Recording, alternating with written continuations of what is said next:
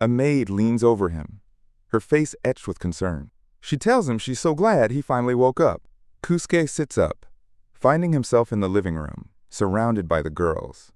A woman on the couch reassures him that it wasn't anything serious. She casually adds that she already got him dressed. Nearby, Ludi bows her head, her expression full of remorse. She apologizes to Kusuke, admitting she couldn't control her strength. Another girl tries to comfort him. She says it's a good thing he was only in a towel. At least he avoided any major embarrassment. Kusuke just stares, the pieces slowly clicking into place. Ludi's real fear flashes through her mind. If he hadn't been in a towel, he would have seen everything. The realization finally hits Kusuke. His face drains of all color. His eyes go wide with utter disbelief. He lets out a choked sound. No way. A moment of silence hangs in the air. And then, a massive, triumphant grin spreads across his face. He thinks to himself that he's actually done it. He has awakened the mind's eye ability. The girls just stare, wondering if the explosion rattled his brain. The next day, he stands on the school grounds, scratching his head. The esteemed Yukin-senpai approaches him with a warm smile. She tells him his achievement is amazing. She sincerely congratulates him on his new power. A passing student gasps in pure shock. She can't believe he awakened the mind's eye already. Yukin holds a hand to her chin, a thoughtful look on her face. She confirms it's true. She can feel the change in him. She tells him he did good work, calling him by his name. Kusuke forces a smile, but his heart sinks. He thinks to himself that he can never tell her the truth. He can't admit how he really unlocked this incredible power. He thanks her, saying it's all because of her guidance, but his eyes burn with a new, fierce determination. He declares that the real fight starts now. His goal is to become the strongest person in this entire school. Yukin beams, saying she can't wait to see it. Back in the dorm, Ludi sips her tea with quiet resolve. She promises herself that she'll do her best too.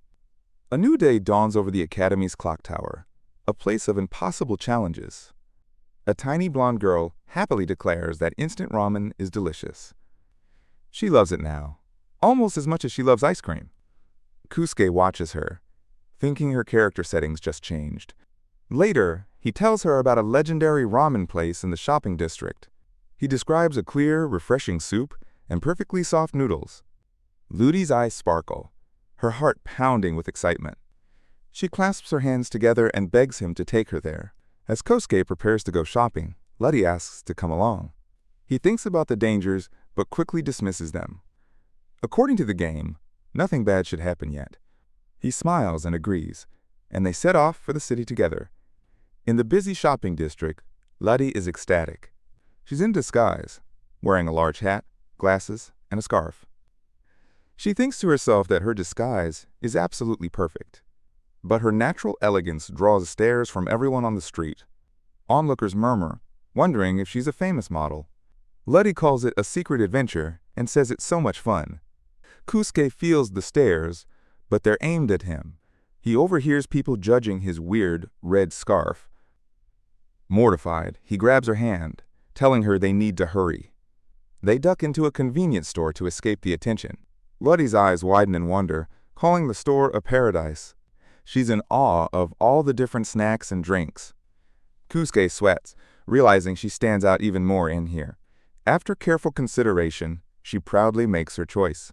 She joyfully holds up a cup of instant ramen.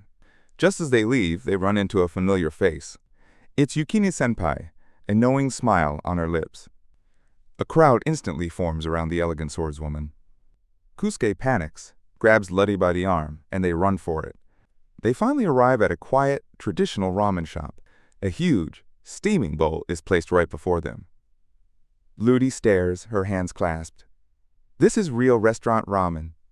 The aroma is incredible, something she's only read about in books. She slowly, carefully takes her first sip of the soup. Her world explodes with flavor. It's absolutely delicious. Kusuke smiles, telling her to try the seasoned egg next. The glistening golden yolk shines like a tiny sun. She takes a bite and melts, unable to put her joy into words. He promises her that this area is a ramen heaven. Beaming, she declares that she wants to try them all. He smiles back, promising they'll come again soon. The dark-haired girl's mouth falls open in shock. She asks if he really awakened the mind's eye. Kusuke, now dressed in a tracksuit, gives a soft smile. He confirms it, thanking her for all her help. Her expression melts into a warm, genuine smile. She congratulates him, saying that's truly amazing. The girl, his senpai, looks off thoughtfully. She explains that the mind's eye is no easy feat to awaken. Kusuke just smiles, a little awkwardly this time. He thinks to himself that he can never tell her the truth. He can't possibly admit what he was so desperate to see. But senpai just praises him for his good work. She beams at him, completely oblivious to his inner turmoil. They now stand outside a traditional Japanese building. Kusuke bows his head slightly, sincerely thanking his senpai. He tells her this is all thanks to her guidance. She brushes it off, insisting he was the one who worked hard. Kusuke's expression hardens with a new resolve. He declares that the real fight starts now. He's already focused on his next big goal. Senpai looks at him, a sense of pride filling her eyes. She tells him she can't wait to see what he does next. They share a look of mutual excitement and anticipation. Kusuke's face glows with a confident grin. He announces his new goal is to become the strongest. Strongest in this entire school, a place filled with powerful people. An image of a grand Gothic clock tower fills his mind. A school known for its impossible dungeons and challenges. He knows he has to rise to the top. He is ready to take them all on. Meanwhile, back in the mansion, the mood is different. A maid serves tea to a smiling Luddy. The elegant elf girl holds her teacup gracefully. She reflects on the chaotic events of the day. A quiet fire lights up in her eyes. She softly declares that she'll do her best for this. It's a silent vow to keep up with Kusuke's rapid growth. The next morning, the mansion is filled with a wonderful aroma. A spectacular breakfast is laid out on the table. Kusuke, beaming in an apron, has cooked for everyone. The girls are blown away by his culinary skill. They tell him he saved them. He even prepared fresh coffee for after the meal. One of the girls declares he's just earned 100 points with her. Soon, the residents begin to leave for the day. They wave goodbye, off to their own training and classes. Even Luddy's maid receives an urgent call. She apologizes, saying she must leave immediately. Luddy tells her it's all right, giving a gentle smile. Now, she's all alone in the large mansion. She wonders to herself if maybe she should go into town. Elsewhere, Kusuke sits on a park bench. He's not alone. He's with his upperclassman, Igarashi. He shyly presents her with a bento box. It's his way of thanking her for always taking care of him. She opens it, her eyes widening in surprise. He then pours her a cup of his special coffee. He tells her to wait until she tries it, feeling confident in his brew. She takes a bite of the food, her expression one of pure bliss. The seasoning is perfect, she says. It's absolutely delicious. After a sip of coffee, she's even more impressed. She jokingly tells him he would make a great wife. He just smiles, looking off into the distance. He confesses he once thought about quitting and opening a coffee shop. It's a quiet, peaceful moment between them. But then, Igarashi notices something. A strange light is shimmering in the air. Kusuke looks up, recognizing the signs. Magical particles. In the sky above the city, a massive magic circle begins to form. They both stare up, their picnic completely forgotten. Igarashi says she has a bad feeling about this. Kusuke's face is grim. He knows exactly what this is. He tells her this is a game event, and it's happening in the commercial district. She doesn't hesitate. She tells him they have to go. They take off running towards the city center. When they arrive, the scene is one of pure chaos. Amorphous, blob-like monsters are flooding the streets. People are screaming, running for their lives. Kusuke lets out a cry of frustration. He thinks to himself that this is all wrong. This event was supposed to happen much, much later. A woman with red hair urges everyone to run. Two women protectively embrace a crying child. Out of the chaos, a single figure steps forward. It's a woman in elegant, traditional clothing. She looks down at the swarming monsters with utter annoyance. She gracefully lifts a decorative fan. She commands the foul creatures to disappear from her sight. A torrent of energy blasts through the street. Kusuke and Igarashi watch the display of power in awe. Two of the most powerful students have arrived. the student council president, Monica, and the vice minister, Shion. Monica calmly assesses the situation. Even if they're weak, she notes, there are a lot of them. Shion just smirks, dismissing them as small fry. Kusi and Igarashi are relieved to see them. Kusuke knows these two very well from the game. But a disturbing thought crosses his mind. According to the game, they shouldn't be here yet. No matter how he looks at it, this is an irregularity. And then, a horrible realization dawns on him. He was the one who interfered with the story. He is the cause of this drastic change. He remembers the original event from Ludi's route. A cult's ritual goes wrong, accidentally reviving a dungeon. Monsters pour out endlessly from magic circles across the city. Igarashi says they need to nip this evil in the bud. Kusuke suddenly freezes. A cold dread washes over him as he checks his phone. He thinks to himself that he can't reach Ludi. Igarashi sees his expression and asks what's wrong. Did something happen to Ludi? Kusuke turns to Monica and Shion with desperation in his eyes. He begs them to help him conquer the dungeon. He explains that Ludi is trapped inside, the very dungeon that is spawning all these monsters. Igarashi points out that the city is filled with fake entrances. She warns that they are most likely traps, but Kusuke just grins, a spark of confidence in his eyes. He tells them not to worry. He knows a shortcut. He leads them through the streets, pointing out the fakes. He finds a nondescript spot between two air conditioning units. He declares that this is the only real entrance. They arrive before a massive, ominous structure, the Palace of Worldly Impermanence, the dungeon. He grips a doorknob, his expression set with grim determination. He knows he can find Ludi. He has to. Kosuke's face is frozen in a terrified, shaky grin. He stammers that this is way too scary in real life. His mind is just a loop of, "No, no, no, no." Ludi cries out his name, asking what they should do now. Her voice snaps him out of his panic. A switch flips. The fear vanishes. His expression hardens into a mask of pure resolve. He tells Ludi firmly to stay back. Kusuke steps forward, shielding her with his own body. He clenches his fist, his knuckles white. He thinks to himself that he's trained for this very moment. He knows this opponent, the ogre of the southern forest. He knows every single one of its attack patterns. The ogre roars, shaking the very stones of the dungeon. It raises a fist, the size of a boulder. Then it charges, swinging with devastating force. Kosuke thinks calmly, ogre knuckle. He waits until the last possible second. Then he vanishes in a blur of motion. The ogre's massive punch smashes into the floor. Stone explodes upwards, leaving a deep crater. Ludi watches in wide-eyed terror, but Kusuke is already behind the beast. He thinks to himself that the attack is far too slow. He leaps, driving his heel into the back of the ogre's knee. The blow lands with a sickening crack. The monster howls in pain and stumbles forward. It spins around, enraged, swinging its arm in a wide arc. Ogre/Kusuke thinks, identifying the move. He ducks cleanly under the massive arm. The wind from the attack whips through his hair. He is now pressed against the monster's body, a perfect opening, right under its guard. Lightning crackles to life around his clenched fist. He drives a powerful uppercut, straight into the ogre's ribs. The monster reels back, roaring in agony. Its eyes begin to glow with a furious, burning red light. The ogre is entering its berserk state. It lets out a deafening bellow that shakes the room.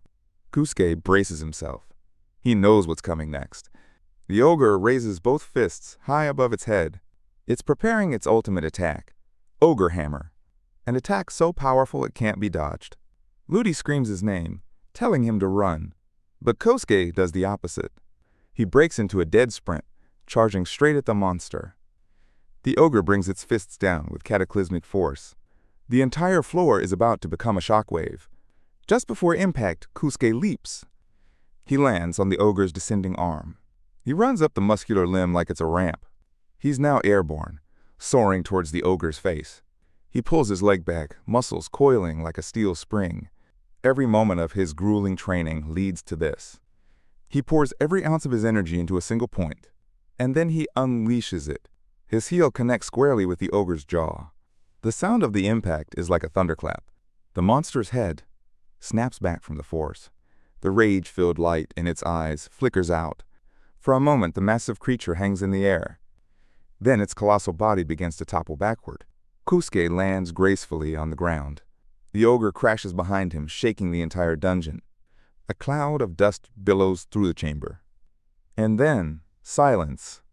Ludi stares, her mouth hanging open in utter disbelief. Kusuke turns, breathing heavily, and gives a weary smile. He asks if she's all right. Tears of relief stream down Ludi's face. She runs to him, throwing her arms around his neck. She sobs into his chest, thanking him over and over. Kusuke awkwardly pats her on the head. He tells her it was nothing, just sticking to the game plan. Suddenly, a brilliant light emanates from the fallen ogre. Its massive body begins to dissolve into particles of light. Where the monster lay, a single treasure chest materializes. The boss drop. Kusuke's eyes light up with a familiar, greedy sparkle. His fatigue is instantly forgotten. He gently pushes Ludi aside and sprints towards the chest. Ludi watches him go, a fond, exasperated smile on her face. Kusuke kneels before his prize, hands trembling with excitement. A voice calls his name from the ruined doorway. Takioto stands there, having finally caught up. She freezes, taking in the impossible scene. The fading light of a defeated boss, Ludi, safe and sound, and Kusuke, drooling over a treasure chest. Takioto lets out a long sigh of exhausted relief. The ogre's glowing eyes fixate on Takioto. It lets out a low, confused rumble from deep in its chest. Kusuke watches from the side, a knowing smirk playing on his lips. Takioto grins, hoisting the treasure chest. He tells the beast that playtime is over. With a click, he unlatches the lid. He tips the chest over, spilling its contents onto the rubble-strewn floor. But there is no legendary sword, no gleaming artifact of power. Instead, a pile of cheap, gaudy junk clatters out. A plastic tiara, a feather boa, and a pair of sparkly gloves. The ogre stares at the pile, its tiny brain struggling to comprehend. A vein bulges on its massive forehead. It feels mocked. It lets out a deafening roar of pure indignation. Takioto just chuckles, picking up the cheap plastic tiara. He places it carefully on his own head. It sits crookedly atop his spiky hair. He strikes a pose, asking the ogre how he looks. The monster's eyes burn with a furious red light. It lifts its enormous club, its knuckles white. With a ground-shaking bellow, it charges. Kusuke doesn't move. He just watches, his smirk widening. The ogre swings its club in a devastating horizontal arc. Takioto ducks under the blow with barely an inch to spare. Wind from the swing whips his scarf behind him. He comes up smiling, wagging a finger. He explains that the tiara isn't just for show. It's an item that inflicts a powerful taunt. Its effect grows stronger against foes with immense pride. The ogre freezes mid-step. It can't look away from Takioto. It can't think of anything else. The urge to smash this insolent human is overwhelming. It completely forgets about Kusuke standing just a few feet away. Perfect, Takioto thinks to himself. The aggro is locked. The ogre pounds its chest and unleashes another furious assault. Takioto is already moving, using his game knowledge to predict the attack pattern. He sidesteps a downward smash that pulverizes the stone floor. He deftly rolls away from a brutal stomp. As he moves, he grabs the feather boa from the ground. He wraps it theatrically around his neck. He shouts that the ogre's attacks have no style. The monster's rage intensifies, its movements growing wilder, less controlled. Its powerful auto-heal is working, but the fury is draining its stamina. Kusuke finally moves. He raises his hands, fingers weaving intricate signs in the air. A soft golden light begins to gather around him. Takioto continues his deadly dance, his breath coming in ragged gasps. He can feel his own stamina starting to fade. The ogre's club clips his shoulder, sending a shock of pain through his arm. He grits his teeth, forcing himself to stay focused. He scrambles backward, but his foot catches on a loose piece of rubble. He stumbles, his eyes widening in alarm. It's the opening the ogre has been waiting for.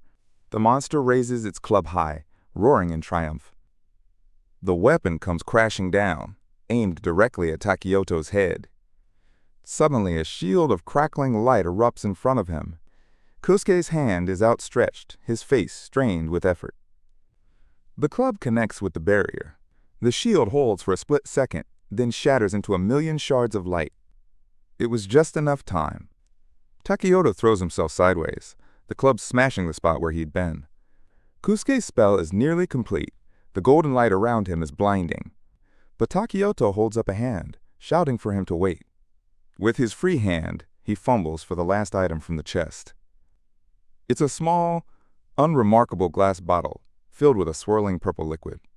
He hurls it with all his remaining strength. The bottle sails through the air, spinning end over end. It shatters against the ogre's chest, splashing the purple liquid everywhere. For a moment, nothing happens. Then, the faint magical aura surrounding the ogre flickers and dies. Its magic enhancement has been nullified. Now! Takeyoto screams, his voice raw. Kusuke unleashes his power. A colossal beam of pure golden energy erupts from his hands. It slams into the ogre's chest with the force of a meteor. The monster lets out a sound that is not a roar but a shriek of pure agony. Cracks of golden light spread across its body. Its regeneration ability sputters, unable to cope with the overwhelming damage. The ogre's form dissolves, breaking apart into motes of glittering dust. A profound silence descends upon the ruined chamber. Takeyoto collapses to one knee, panting for air. The cheap plastic tiara slips from his head and clatters to the ground. Kusuke staggers, leaning against a pillar for support, his face pale and slick with sweat. They stare at the spot where the monster once stood. Kusuke lets out a weak, breathless laugh. He tells Takeyoto that his plan was completely insane. Takeyoto just grins, saying it still worked. A bright chime echoes through the hall. A system window appears in the air. Boss defeated. A second line glows beneath it. Rare item acquired. A single, glowing, tear-shaped crystal materializes and falls gently to the floor. Takeyoto looks toward the dark corridor, finally allowing himself to worry about Ludi. Takeyoto stands over his massive, defeated foe. He grins, asking if the beast knows about Iro traps. The monster just stares, utterly bewildered. Takeyoto smirks. It's time for a lesson. He explains a classic trap from the games he plays. An ornate treasure chest appears, a tempting reward, but opening it unleashes a devious surprise. He slams the glowing chest right into the beast's face. A brilliant flash of light explodes outward. The force sends a shockwave through the dungeon. Goo erupts from the point of impact. It splashes everywhere, thick and viscous. The great beast lets out a furious roar. It looks down to see its leg and foot coated in slime. The monster's face contorts, dripping with the goo. Takeyoto reveals the trap's true name. This is the infamous arousal slime. He stands atop a mound of it, looking confident. He declares they are both completely covered. With a sly grin, he mocks his opponent's ignorance. The slime, he explains, sucks away magic power. The beast grunts, clarifying it doesn't work on men. Takeyoto's smile widens. He tells him to relax. For men, the effect is entirely different. It just makes them incredibly horny.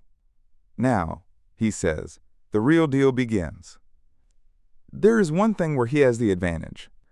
The beast's strength and healing come from its magic. But in this world, few have more mana than Takeyoto.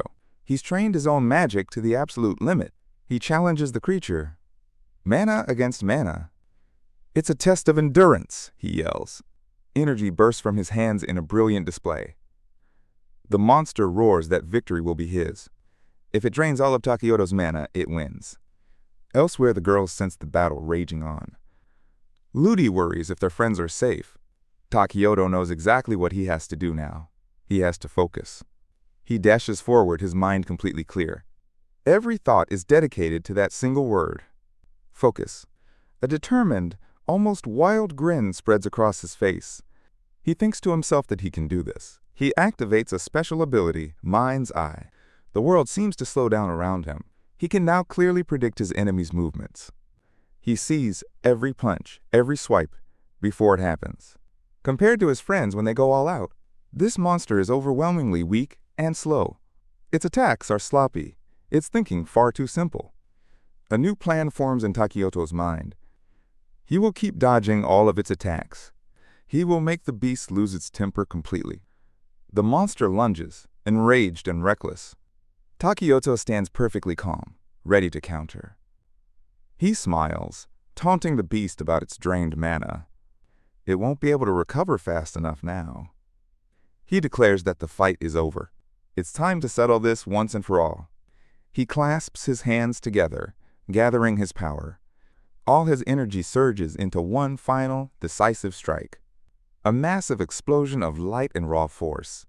Takioto finally raises his arm in victory. "Boss defeated," rings out in his mind. But then, a cold realization washes over him. His face falls. He forgot something important. Far away, the girls feel the boss's presence vanish. Ludi clutches her chest, worried for Kusuke's safety. But the dark-haired woman just smiles, confident. She tells Ludi he's strong, and there's no issue.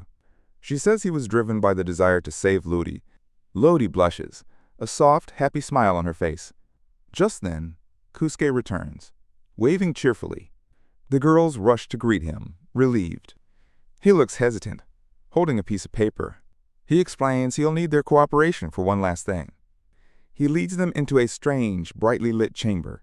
Giant, pierced hearts dominate the bizarre room. He calls it the energy reactor, or ERO for short. A final ritual is needed to stop the monsters for good. The ritual requires inserting a certain rod into a hole. The group reacts with stunned, blushing faces. He insists he's just reading the official instructions. Ludi jokes that it sounds incredibly dirty. Then he reveals the worst part. A female character is required. He holds up a small, delicate piece of white fabric. Ludi screams, asking what in the world that is. The dark-haired woman shyly asks if she really has to wear it. She takes the flimsy clothing, her expression filled with resolve. This dungeon, Takioto realizes, is built just like an eroge. It's a special event that only a female character can clear. He feels completely stuck, sweat dripping down his temple. He apologizes to Ludi and Senpai in his thoughts. Hunched over, he tries desperately to calm his racing heart. He tells himself he can't let himself get excited, but resisting this situation, he thinks it's impossible. He grits his teeth, his face contorted in frustration, because right there, just beyond the thin curtain, he can see the silhouettes of Ludi and Yukin. And he knows they are practically naked. Behind the curtain, Yukin voices her worries about the city. She says they have to hurry. Ludi agrees, but she's staring at a tiny piece of clothing. It's so delicate, so thin, so small. She exclaims in frustration, wondering how to even put it on. But then she remembers how Kusuke and Yukin saved her. She resolves to do her best, too. She tells herself it'll be fine, since only they will see her. Yukin looks at her own swimsuit, her face troubled. It's pretty revealing, she thinks to herself. Exposing this much skin in front of Takioto, it feels different. Takioto calls out, thinking they must be almost ready. He peeks behind the curtain, asking if they're done, and then he freezes, in a state of panic. "Sorry to keep you waiting," a voice says. The girls step out, wearing their bikinis. A wave of awe hits him. First, he sees Ludi in a light green swimsuit. The color perfectly suits her translucent skin. She looks beautiful and elegant, but incredibly shy. Then his eyes fall on Yukine-senpai. Her pure white bikini contrasts with her dark hair. She adjusts the strap, her expression bashful. Ludi holds her hands over her chest, completely flustered. She has never worn such a shameless swimsuit before. Yukin touches her chin, asking if it looks weird. She's not used to this kind of clothing either. But Takioto's gaze is stuck on her back. His mind screams that her butt is completely exposed. He thinks to himself that this is way too explicit. Yukin seems to sense his thoughts. With a small, knowing smile, she makes a compromise. She lets her long hair down to cover up a little. Ludi, meanwhile, is deeply uneasy. She feels like the top will spill out if she moves. Then she hears a faint snapping sound. Her eyes go wide with panic. The swimsuit top came undone. She screams, dropping to her knees to cover herself. "Help me!" she cries out in embarrassment. Takioto lets out a yell, his face bright red. He spins around, shouting that he isn't looking. He knows he's at his limit. He wraps a scarf around his eyes, blindfolding himself. Calm down, he repeats to himself. Calm down. Yukine helps Ludi, reassuring her that it's fine now. Takeyoto, still blindfolded, holds out a fluffy towel. He tells them to use it until it's their turn. But Ludi realizes just wearing the swimsuit wasn't enough. Takeyoto explains the next step of the challenge. A camera will appear from the pedestal in the room. A silhouette will show up on its screen. They have to recreate the pose they are shown. He explains that there will be 3 rounds. Ludi and Yukine will go once each, then one more time together. If they score 200 points in total, the event is cleared. Ludi looks startled, a blush creeping up her face. She asks nervously if the poses will be perverted. Without another word, Takeyoto starts the event. A banner appears. Welcome to the exciting Reborn photo shoot. Takeyoto immediately prostrates himself on the floor. He offers a deep, heartfelt apology for what's about to happen. He promises to choose safe poses, knowing he can't push them. The system announces that the elf-chan will go first. He interacts with a holographic menu, looking for a mild option. But the screen suddenly flashes with a heavily censored image. An 18+ logo burns in the corner. He lets out a shriek, telling the girls not to look. He realizes in an eroge, finding a non-sexy pose is the real challenge. Then, he has a sudden flash of inspiration. He finds a different pose, asking Ludi to try it. Ludi poses, a finger to her lips and a wide, cheerful smile. Yukine smiles, telling her she looks lovely and adorable. The photo shoot finishes, and the scoring begins. Takeyoto is confident, thinking she might get a perfect score. The robotic judge announces the result. The screen flashes, 45 points. Ludi's eyes well up with tears. Yukine clenches her fist as the judge calls her name. Yukine steps forward, her expression serene despite the pressure. The camera flashes, capturing her in a stunning, alluring pose. Takeyoto's jaw drops, his face turning beet red. Even Ludi is flustered, calling her friend bold and incredibly sexy. The robot judge announces the photo session is complete. Yukine turns to Takeyoto, thanking him for helping her go all out. And then, the scoring results flash across the giant screen. A perfect score, 100 points. Confetti rains down. The group erupts in cheers. It's an incredibly rare achievement. They just need 55 more points to clear the dungeon. Takeyoto pulls up the list of recommended poses for their final shot. His face drains of all color. The document is filled with absurdly lewd stick figure diagrams. He frantically tries to change the selection, shouting in desperation. But a system error flashes across the screen. No more changes allowed. A penalty is suddenly issued, dropping their total score to 0. Yukine and Ludi gasp. This is a complete disaster. Takeyoto grits his teeth, absolutely refusing to fail. He tells them there's one last option he wanted to avoid. A risky move, but one that guarantees a high score. As they hesitate, the shadow creature grows impatient. It threatens to release a gas that puts them in a naughty mood. Takeyoto panics, shouting for the girls to follow his lead. He insists this one legendary pose is their only hope. The girls blush, crying out that the pose is too much. They tell him this is as far as they can endure. With the creature about to act, Takeyoto makes a split-second decision. He shoves them forward, trying to force them into position. But his hands slip, accidentally catching on their bikini strings. He yanks his hands back, covering his eyes in shame as they scream. The result is a perfect, accidental recreation of a legendary image. The 2 girls are caught in a beautiful, intimate embrace. The system awards them a staggering 200 points. A message flashes across the air. Event cleared. They emerge from the dungeon, exhausted and bewildered. A woman greets them, thanking them for handling the emergency. Takeyoto realizes this wasn't just a game dungeon. The woman confirms the school entrance ceremony will go on as planned. He hardens his expression, thinking of the game's protagonist. He steels his resolve, promising to create a happy ending for everyone. The next morning, he runs toward the school, only to spot a familiar face.